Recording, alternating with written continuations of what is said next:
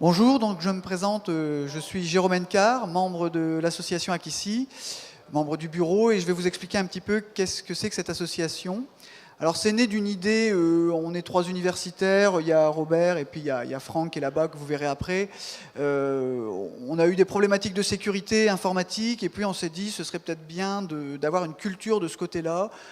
Après quelques recherches dans le milieu universitaire, on s'est rendu compte que c'était pas ce qu'on attendait, donc on s'est auto-formé en fait, en s'aidant d'un milieu un petit peu borderline, hein, le milieu du hacking, et progressivement on a avancé. Alors cette idée est née en 2004, l'association s'est concrétisée en 2005, hein, et puis progressivement, eh bien, on a commencé à mener des actions. Dans un premier temps extrêmement petites, hein, on était 5 membres, hein, donc très modeste. Et puis, de fil en aiguille, eh bien, l'association a vu des membres très intéressants arriver, des gens extrêmement compétents, et on a commencé à monter un événement qui sont maintenant devenus les RSIL. Je laisserai Robert vous parler de cet événement plus en avant. Dans un premier temps, on a en fait accueilli la Nuit du Hack. La Nuit du Hack, c'est un gros événement qui se déroule sur Paris, qui fait s'affronter, on va dire, des pros de la sécurité informatique, en tout cas des férus, qui cherchent à déjouer des failles de sécurité ou d'autres choses encore, hein, comme on pourra l'illustrer sur ce salon. Donc on a réussi à faire revenir cet événement en 2006 sur Maubeuge, hein, ce qui était quand même une prouesse, cet événement se déroulant systématiquement sur Paris. Il a encore lieu d'ailleurs cette année. Et puis l'événement est reparti sur Paris, on s'est dit on ne peut pas laisser Maubeuge comme ça sans un événement digne de ce nom en informatique. Donc on a créé le salon informatique de Maubeuge, qui a perduré pendant quelques années, où eh bien, progressivement on a fait venir différents exposants, comme vous pouvez voir ici. Et comme on est quand même au départ membre d'IUT, on s'est dit il faut quand même qu'on fasse profiter nos jeunes de ça, et on s'est dit que ce serait sympa qu'ils s'affrontent sur un challenge. Donc on a enclenché un challenge d'IUT, en essayant de faire venir le maximum d'IUT en France. Les IUT informatiques en France, donc IUT pour Institut Universitaire de Technologie, pour ceux qui ne le savent pas. Donc les IUT en France au niveau informatique sont au nombre de 45, et puis au début on a commencé je crois avec une douzaine d'équipes, hein, qui sont venues s'affronter. Et puis l'idée a fait son chemin. Les gens ont commencé à s'entraîner en local avant de venir à ce qu'ils appellent l'événement national. Donc cet événement a commencé à prendre ses lettres de noblesse et devenir un événement national. Donc plutôt que de l'appeler challenge informatique, on lui a donné un nom un peu plus parlant, surtout qu'on avait quand même des gens qui nous épaulaient financièrement, la fédération Syntec, hein, Fédération des métiers de l'informatique, et la région Nord-Pas-de-Calais, à qui on peut dire un grand merci et sans laquelle cet événement n'existerait pas. Et donc on a appelé ce trophée, comme ça montre quand même le savoir-faire de nos étudiants, on l'a appelé le trophée Syntec des IUT. Donc là, on est à la 4 ou 5e édition du trophée Syntec des IUT, où on a maintenant 27 équipes sur l'aide de challenge. Donc vous voyez, on est parti d'une douzaine, hein, et donc il y a bien eu une montée en puissance. Là, on vient encore d'aller chercher à la gare des gens d'Orsay, il y a des gens de Bordeaux, des gens d'Orléans. Donc l'événement est vraiment devenu un événement national. Ils vont s'affronter sur 3 épreuves, hein, mais je laisserai Robert commenter un petit peu plus tout ça.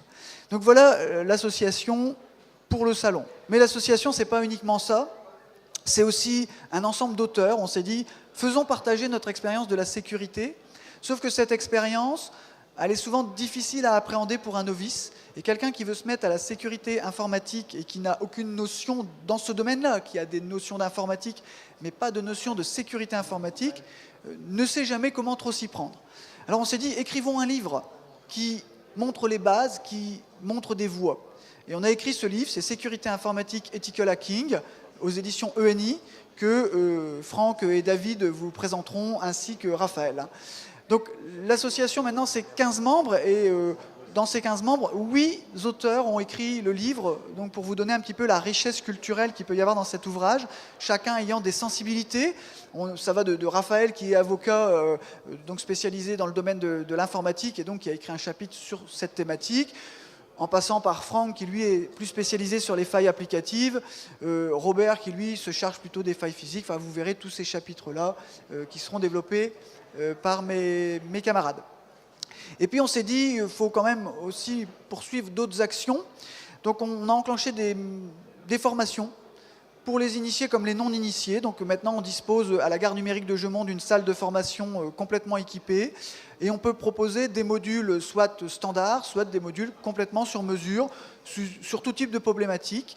Il suffit de nous contacter sur contact@akici.net et puis on répondra à votre appel. Donc on dispose maintenant d'une salle de formation. Il nous manquait une dimension parce qu'on a besoin, dans le domaine de la sécurité informatique, d'être à l'affût de toutes les nouveautés, de tout ce qui se passe. Donc il y a un côté veille, et ce côté veille, on l'a concrétisé par une recherche. Et donc on a mis en place un laboratoire de recherche qui est privé et qui travaille sur des thématiques telles que les téléphones mobiles, la sécurité VoIP, les cartes à puce, tout ce genre de choses. Et donc là, ce sont des techniques de pointe. Ça demande beaucoup de temps et d'investissement.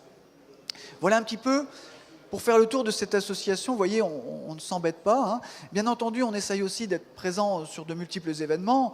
La Nuit du Hack, la Quito Ergosom, ou encore plein d'autres événements. On avait un IT for Business Forum aussi dans le sud de la France.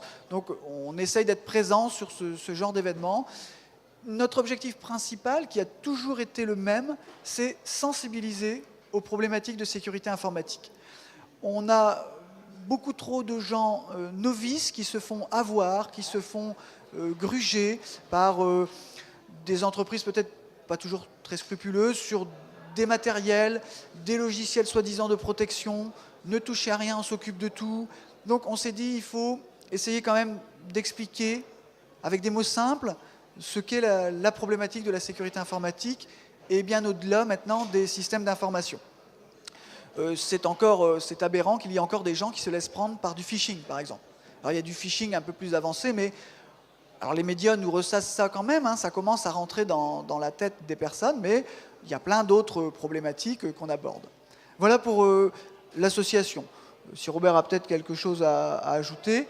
Et puis après, bien une présentation de DRCIL 2011. Je te passe la parole, Robert. Merci, Jérôme.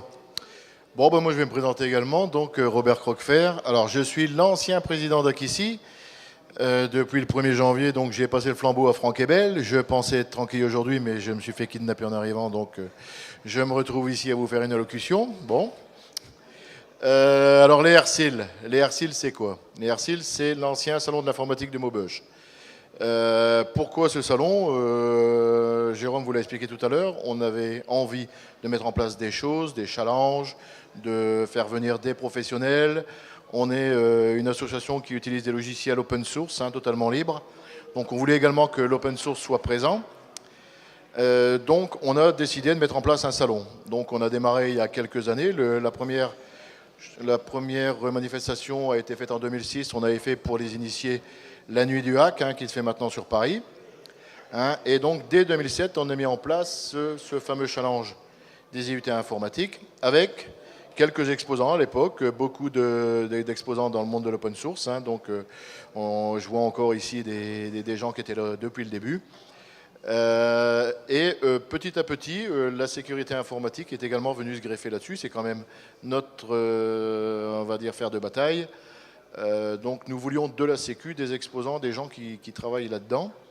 Donc petit à petit, comme je vous le disais, nous avons des exposants qui viennent vous montrer un petit peu ce qu'ils savent faire dans le monde de la sécu, y compris cette année, pour la première fois, des ateliers. C'est quoi les ateliers? C'est-à-dire que vous allez avoir des démonstrations de hacking, de ce qu'on peut vous faire dans le cas, par exemple, de FiWeb, dans le monde des RFID, des box, vous montrer que ce n'est pas toujours aussi sûr qu'on pourrait le penser et qu'il y a des précautions et des réglementaires à prendre en termes de sécurité informatique.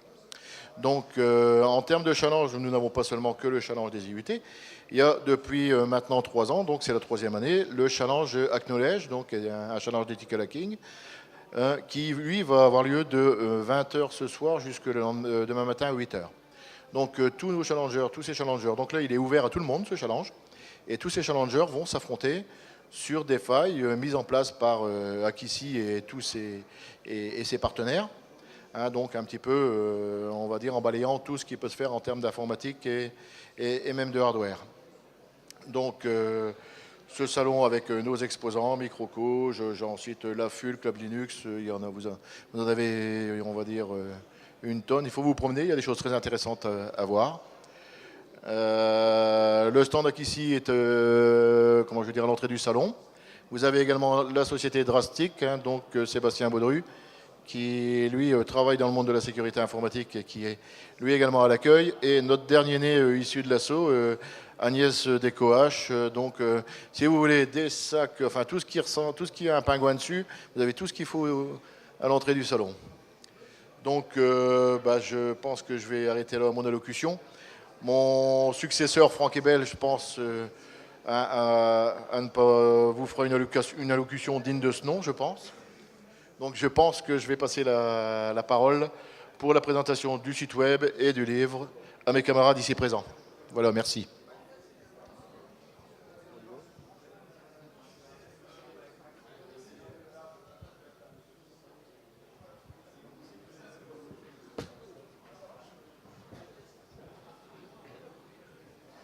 Bonjour, donc je me présente Franck Ebel, président de l'association Akissi. Donc la présentation vous a été faite juste avant. On va juste vous parler, nous, un peu de notre livre sur la sécurité informatique. Donc ici, nous sommes 3. Les 2 personnes précédentes ont aussi écrit sur ce livre. Nous sommes en fait 8 à avoir écrit ce livre, une personne donc par chapitre. Parce que, comme vous l'a dit tout à l'heure mes collègues, on est spécialisés chacun dans un domaine de la sécurité. Donc, pour faire un petit résumé, on balaye un peu toutes les pans de la sécurité informatique, donc des failles applicatives aux failles réseau, en passant par les failles web, le social engineering, la partie juridique avec Raphaël. Donc, c'est la 2e édition. La première édition était de moitié plus petite. Et donc, on a bien sûr au fur et à mesure de l'année découvert de nouvelles choses. Des choses n'existent plus, donc on est obligé de réécrire ce bouquin à peu près, à mon avis, tous les ans et demi. J'ai fait la partie faille applicative de ce bouquin. Vous avez David qui a travaillé sur la partie faille système. Vous verrez tout à l'heure,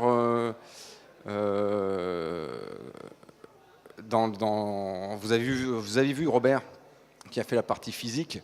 Il y avait donc Jérôme qui était ici aussi, qui a fait la partie web. Et vous verrez dans la salle les autres membres au fur et à mesure, Corette et Tite Fleur qui ont travaillé sur l'introduction, sur la partie social engineering. Voilà donc pour la présentation de ce bouquin. Je vais passer la parole donc à David. Oui, bonjour. Donc David Puge, donc je fais partie de l'association. Moi, donc c'est la partie sur les failles système. Donc ça consiste sur tous les systèmes, macOS, Windows et Linux. Donc dans la 2e édition, on a rajouté macOS, puisque avant je ne connaissais pas. Donc on essaye de se former sur toutes les technos. Donc dans les failles système, on essaye de balayer tout ce qui peut arriver à un système. Donc du boot, donc le démarrage quand vous allumez votre machine, jusqu'à ce que vous êtes sur votre ordinateur, vous lancez des programmes et il peut y avoir des exploitations. Donc par exemple, il y a une faille très connue en ce moment sur les Windows, c'est par exemple avec un live CD, vous êtes capable d'outrepasser l'authentification. Donc avec un simple live CD, je démarre et peu importe le mot de passe, peu importe la sécurité que vous avez mis, ça passe au-dessus et ça vous laisse le champ libre sur la machine. Donc ça, c'est un des trucs qui pour l'instant n'a pas de parade si l'éditeur ne corrige pas. Ensuite, on a vu aussi tout ce qui est processus. Donc on a essayé de monter un peu le niveau dans cette 2e édition. Donc par exemple, dans un autre processus en exécution, un programme sur votre machine, comment je peux faire pour injecter du code à moi pour détourner votre programme et par exemple utiliser les droits de ce programme pour pouvoir faire des choses que moi je n'aurais pas le droit de faire. Donc par exemple un programme de changement de mot de passe, lui a le droit de faire des actions restrictives sur le système. En injectant du code à moi, je suis capable de faire des choses que normalement je ne pourrais pas faire. Sur la partie, par exemple, social engineering fait par Marion et Sébastien, donc Corette et Tite-Fleur, là, par contre, on va voir tout ce qu'on peut faire à une personne, ou alors comment soutirer des informations à une personne dans le but d'accéder à une machine, par exemple, ou de récupérer des mots de passe.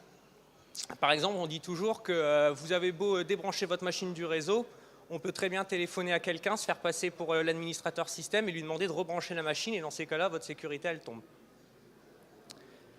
Aussi, on a, Franck n'en avait pas parlé, Brix, notre collègue qui s'est occupé de tout ce qui était faille réseau. Donc dans ces cas-là, c'est tout ce qui est analyse de protocole, par exemple. Pourquoi on utilise HTTPS et pas l'HTTP? Parce que dans HTTP, on a des choses qui passent en clair. Mais pourquoi l'HTTPS a des limites? En fait, depuis quelques mois, on s'est rendu compte qu'il y a quelqu'un qui peut se mettre entre vous et le serveur. Et dans ces cas-là, votre connexion HTTPS, elle tombe. Et donc, vous avez beau croire que le cadenas, il est là et que vous êtes sécurisé. En fait, vous ne l'êtes pas. Donc, c'est pour ça que, par exemple, maintenant, on a les mécanismes avec la barre du navigateur qui passe en vert ou qui passe en rouge. Donc, c'est ça la mise à jour qui a été faite pour parer à ce problème. Ensuite, on a donc Jérôme qui a parlé de ses failles web. Franck, lui, c'est tout ce qui est sécurité applicative. Donc là, c'est comment modifier un programme pour pouvoir lui faire ce qu'on veut. Donc c'est différent par rapport au file system, parce que là, c'est directement le programme qu'on attaque, donc en le patchant à la volée, par exemple, pour lui faire changer son mode de fonctionnement. Et donc, on a Raphaël qui, lui, a fait tout ce qui est tous les aspects juridiques. Donc, en essayant de reprendre chacune de nos parties et en essayant d'apporter les aspects juridiques. Donc, je vais lui passer la parole pour qu'il vous détaille un peu tout ça. Merci David. Oui, donc moi j'ai fait le chapitre le moins fun du bouquin, le chapitre qui est 100% juridique. Je pense que je vais juste revenir en fait sur la façon dont j'ai rencontré notamment Franck et Jérôme au départ. En fait, eux faisaient une intervention dans le cadre donc, de l'association Akissi à Euratechnologie à Lille, parce que moi je suis avocat au barreau de Lille, et le cabinet dans lequel je suis, qui s'appelle BRM Avocat, est spécialisé en propriété intellectuelle et TIC. Donc on essaye de se positionner vraiment sur l'informatique. Enfin moi personnellement au cabinet je fais quasiment que de l'informatique et des traitements de données perso. Donc les deux matières étant vraiment très proches. Donc en fait eux faisaient une conférence où ils nous faisaient une démonstration effectivement des possibilités d'exploit et des failles de sécurité existantes justement dans les systèmes d'exploitation que tout le monde utilise dans n'importe quelle boîte, même les plus grandes. Et j'avais trouvé ça vraiment, je crois que c'était la première fois que je voyais des démos aussi percutantes. D'ailleurs, j'en avais pas vu des masses, hein, mais je trouvais ça vraiment bien comme présentation. Donc j'avais été les voir, et puis Franck, très gentiment, m'avait parlé de la formation justement CDSI de Maubeuge. Et effectivement, c'est comme ça qu'on a commencé à travailler ensemble, je dirais. Et plus si affinité. et en fait, donc, la formation, si vous voulez, c'était aussi un... Parce que je dirais pour un avocat, c'est pas évident toujours de rester collé en fait aux pratiques et à l'évolution des technologies. Et là, franchement, Akissi, ils sont vraiment à la pointe de la pointe de tout ce qui est vraiment technique existante. Déjà en matière de sécurité informatique défensive, et c'est vraiment le titre du bouquin, c'est apprendre l'attaque pour mieux se défendre. Donc là, c'est vraiment le côté atypique, c'est que nous, on a dans nos clients, si vous voulez, des sociétés qui sont des sociétés de sécurité informatique, classiques, entre guillemets. Mais là, c'est vraiment, non pas de l'autre côté de la barrière, mais ça permet justement de prendre une autre philosophie et de permettre d'optimiser justement cette sécurité des entreprises, des particuliers, de tout le monde, en connaissant les types d'attaques. Et c'est ce qui est le plus pertinent à mon sens. Donc voilà un petit peu comment j'ai été amené à voir l'association Akissi, et donc maintenant dont je suis membre. Et c'est vrai que c'est vraiment intéressant pour moi, si vous voulez, de publier déjà dans des revues. Nous, on essaye de publier dans des revues qui ne sont pas forcément des revues juridiques, pour toucher un public qui n'a pas forcément l'habitude de lire du droit déjà, et de sensibiliser. En fait, moi, le but, c'est de faire peur, lancer les sanctions à l'appel comme ça, vous dire « Ah, vous allez en prison, attention, vous allez payer 300 000 € d'amende », et après de donner des solutions. Parce que finalement, ça marche comme ça. Si on vous dit... parce que le risque juridique, tout le monde l'a intégré maintenant. Si on vous dit vous risquez 150 € d'amende, vous allez vous dire bon, est-ce que ça vaut le coup? Ouais, allez, je le prends le risque et puis je paierai les 150 €, c'est pas grave. Si on vous dit bon, potentiellement vous pouvez aller en prison déjà, même si pour vous rassurer, effectivement, il y a certainement qu'aux États-Unis qu'on met en prison les pirates. Je pense qu'en France, j'ai aucun exemple en tête. Et même dans les sanctions financières, c'est pas aussi lourd qu'aux États-Unis. C'est-à-dire qu'aux États-Unis, on tape vraiment très dur sur justement les infractions informatiques qui sont constatées. Donc en France, c'est quand même moins lourd, mais les sanctions existent, elles sont potentiellement lourdes, même si les magistrats n'en font pas application dans leur maxima. Donc voilà tout l'intérêt. Le chapitre juridique dans le bouquin, c'est effectivement risque, c'est un peu binaire. Hein, vous savez, moi je suis sorti de la fac de droit, c'est 2 parties, 2 sous-parties, donc risque, solution. Les risques, voilà, les risques d'une entrée dans un système d'information. Il y a une loi spécifique qui existe, qui date d'il y a 20 ans, mais qui est toujours d'actualité. Et donc il y a ça, en fait, le risque d'entrer dans un système d'info. Il y a le risque de traitement illicite de données personnelles, parce que finalement, ce que vous allez récupérer sur la base de données auquel vous allez accéder, ça va être des données personnelles souvent, quoi, des noms, des prénoms, des adresses IP, de ce que vous voulez. Tout ça, c'est de la donnée perso. Et quand vous les collectez et que vous les traitez, vous devez les déclarer à la CNIL déjà. Vous allez me dire, c'est pas forcément dans le but effectivement de la démarche, mais c'est sûr que bon, ça vous oblige à une certaine forme d'officialisation. Et donc le but, c'est effectivement de savoir qu'il y a des infractions qui sont lourdes aussi et qui sont associées à ça. Donc ça, c'est pour les risques. Et les solutions, ça va être, ça s'adresse surtout aux entreprises, mais ça va être les chartes informatiques en interne, parce que le risque justement d'intrusion dans un système d'information ou autre, pour une boîte, ça va être surtout en interne qui est important. C'est-à-dire un de leurs salariés qui va faire une intrusion soit dans le propre système d'information de la boîte, soit chez un tiers. Et donc c'est la charte informatique qui va venir rappeler la responsabilité de chacun dans l'utilisation de son ordinateur. Et à côté de ça, on a tout ce qui est contractualisation des tests d'intrusion. Et là, c'est spécifique effectivement aux sociétés de sécurité informatique qui vont faire du test d'intrusion leur prestation soit principale, soit effectivement annexe à une autre prestation.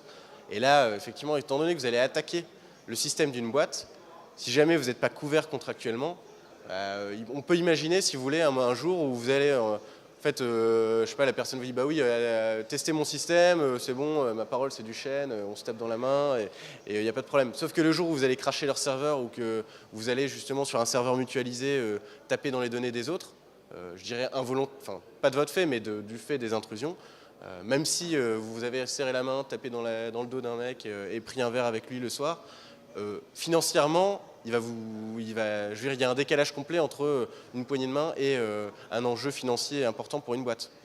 Donc il faut, c'est pas drôle, mais il faut contractualiser tout ça. Et il faut le faire dès le début de votre activité. Hein. Dès que vous vendez une presta, il faut, autant qu'auto-entrepreneur ou autre, il faut contractualiser tout ça pour vous exonérer de responsabilité. Voilà, j'ai fini de vous saouler avec le juridique. Je pense que je vais passer par là. Oui, donc pour conclure sur ce livre, c'est un livre fait pour, bien sûr, des informaticiens, mais qui va permettre de mettre le pied à l'étrier à la sécurité informatique. C'est-à-dire que c'est un livre qui reprend toutes les bases de la sécurité informatique. Avec ce 2e tome, c'est un peu plus, il va un peu plus loin dans la technique, mais c'est fait pour les non-initiés à la base. J'en parlerai tout à l'heure dans la soirée, mais Raphaël l'a dit, on a ouvert ici une licence, donc un Bac+3 en sécurité informatique de type Ethical Hacking, qui s'appelle la CDSI. C'est collaborateur pour la défense et l'anti-intrusion des systèmes informatiques.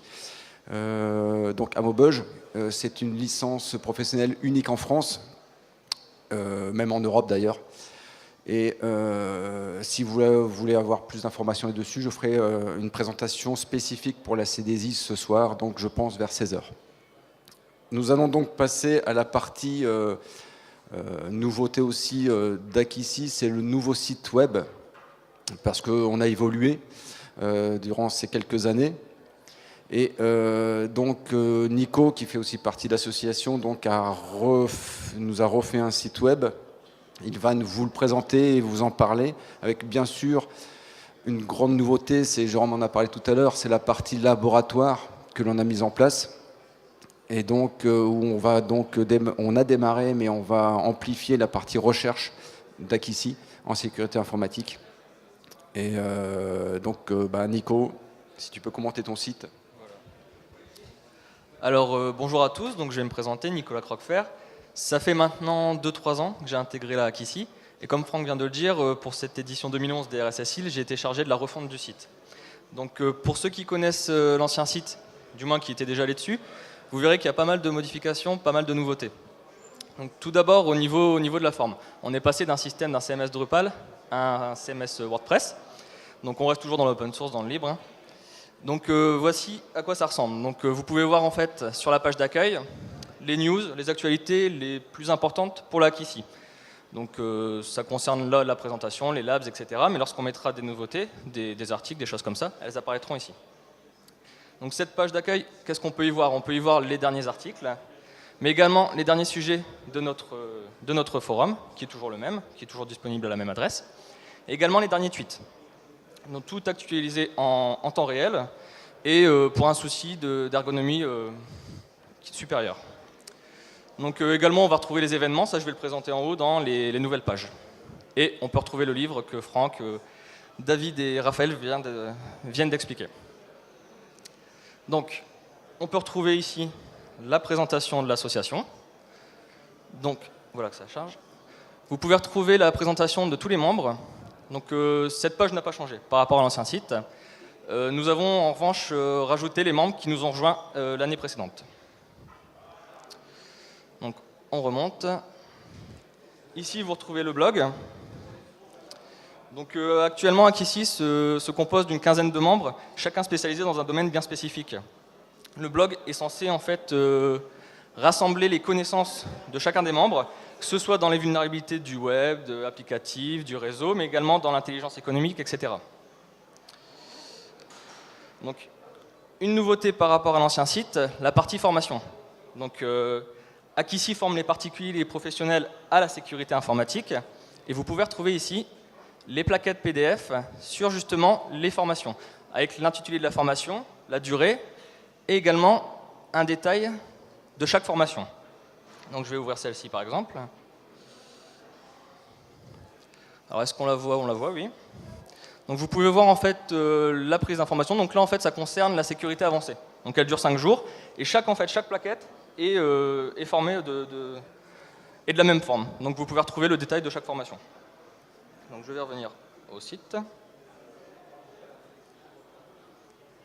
Hop. Voilà, donc ça c'était pour la partie formation. Donc un élément crucial pour Akissi évidemment. Et je vais passer à la partie lab. Donc ça, Jérôme l'a expliqué tout à l'heure, c'est une nouveauté de Akissi. Ça va vraiment être l'un des points forts. Et donc cette page présente en fait les projets et les membres qui participent à ce laboratoire. Vous pouvez également retrouver quelques photos. Donc actuellement il y en a peu, mais le site est bien évidemment censé en remettre dans les prochains jours. Donc voici un exemple de salle. Voici notre salle en fait, le laboratoire d'Akissi. Donc c'est là que nous effectuerons les formations, mais également nos recherches, donc Jérôme l'a expliqué tout à l'heure, sur les failles, donc je l'ai expliqué, du web, etc., mais également RFID, Wi-Fi, etc. Donc ça c'était pour le lab, partie importante du site. On va retrouver le forum, donc le forum est le même que précédemment, et nous vous invitons à nous rejoindre dessus. On peut échanger, vous pouvez lancer des débats, vous pouvez nous poser des questions, on se fera un plaisir d'y répondre. Donc ça c'est vraiment notre site communautaire. Et le forum est vraiment là pour échanger avec vous, pour échanger avec les visiteurs et avec les personnes qui s'intéressent à la Akissi. Donc un formulaire de contact que je ne montre pas puisqu'il est évidemment comme tous les autres. Et une nouveauté également de cette refonte, la partie événements. Donc la partie événements va présenter tous les événements auxquels Akissi va participer, de près ou de loin. Donc un événement c'est quoi? Ça peut être une conférence, ça peut être une table ronde, des ateliers, etc. Évidemment, vous, vous doutez bien, les RSSI, ils sont affichés ici. Et donc avec un détail qu'on peut voir en bas. Donc là, l'écran se coupe. Mais on peut voir le détail en fait de chaque événement. Donc ça aussi, une nouveauté du site. Et vous pouvez venir nous rejoindre sur ce site pour voir les nouveaux événements qui sont affichés, qui sont rassemblés sur la page d'accueil, qui va s'afficher ici. Donc ça, on revient sur l'ancien site. Vous pouvez voir la différence. Et donc les événements sont rassemblés ici. Donc nous vous invitons à venir régulièrement pour voir ces événements, pour voir les événements auxquels nous allons participer de près ou de loin. Donc voilà pour le site. Pour ceux qui connaissaient, vous pouvez voir une notable différence sur le fond comme sur la forme. Donc voilà pour moi. Je vais redonner la parole à Franck. Donc voilà, pour conclure, plein de nouveautés cette année pour Akissi. On compte pour l'année prochaine, pour les RSSI, mais on en reparlera, augmenter la partie sécurité. Vous allez voir donc tout à l'heure le challenge des IUT de France qui va débuter donc aujourd'hui dans quelques minutes à 11h, donc dans un quart d'heure.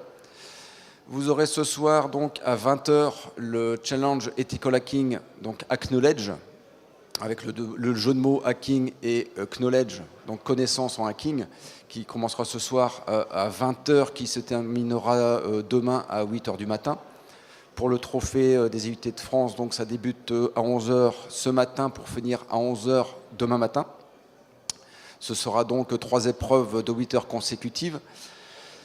Vous aurez tout au long des 2 journées des conférences sur divers thèmes, dont les logiciels libres et bien sûr la sécurité informatique. Et vous avez aussi tout autour de ces challenges et de ces conférences des ateliers, nouveauté aussi de cette année, donc des ateliers et comme l'année dernière, des stands. Donc des ateliers, si vous faites le tour un peu sur toutes les parties de la sécurité, des ateliers sur le GSM, donc faille GSM, USRP, un atelier sur hacking hardware box. Et si vous faites le tour, vous verrez divers ateliers là-dessus pour vous faire voir un peu ce qu'on fait dans la sécurité informatique, que ce soit hardware ou software.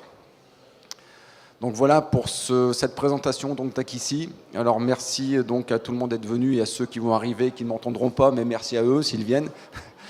Et donc à 11h, une nouvelle conférence.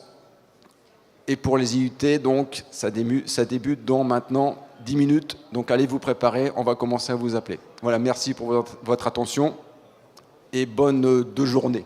Voilà, au revoir.